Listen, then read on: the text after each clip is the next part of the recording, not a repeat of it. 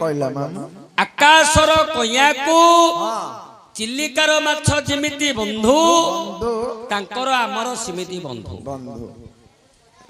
ଆକାଶରେ ରହିଲା କଇଁଆ, ଚିଲିକାରେ ରହିଲା ମାଛ, ଆଙ୍କର ତାଙ୍କର କେମିତି ବନ୍ଧୁ।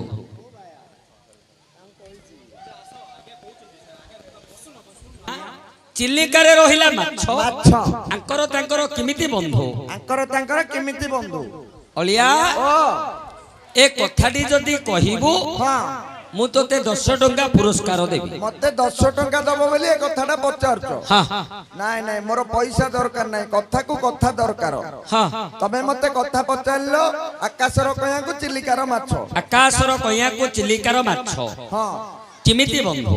ମୁଁ ଗୋଟେ କଥା ପଚାରିବି ମାମୁ, କହିଦବ? ତୁ ମତେ କଣ ପଚାରିବୁ ରେ ପୁଅ? ମୁଁ ହେଲେ ଗୋଟେ କଥା ମୁଁ ପଚାରିବି ବୋଲି ଭାବ